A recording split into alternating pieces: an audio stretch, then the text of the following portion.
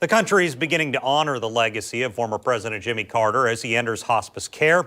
I've spoken with people who worked with the former president, as well as News 4 Jax anchor Mary Bear, who was able to visit Carter's North Georgia church, where he continued teaching Sunday school into his 90s.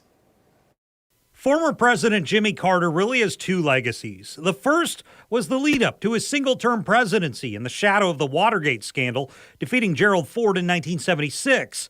That's when longtime Jacksonville political power broker Mike Hightower worked for him in the Carter administration.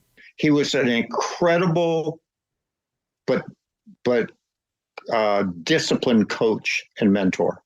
You know, he wrote a book, Why Not the Best? And he just expected it from everyone. The other half of Carter's legacy is what he did after leaving the presidency, dedicating his life to humanitarian work with groups like Habitat for Humanity. Were you surprised by that? No, he was one of the most extraordinary spiritual men I've ever known.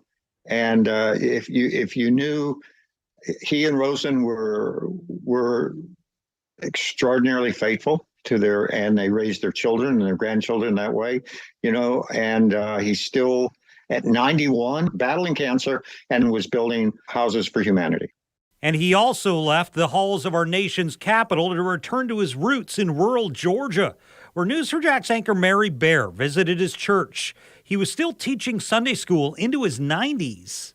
We decided to go up there and see a president preach. I mean, how often do you get to do that? I remember being struck by the fact that it's this tiny little church. It's his family's church that they went to. I think that was a beautiful experience. And being there in the congregation there and getting a seat and watching him preach was just awe-inspiring.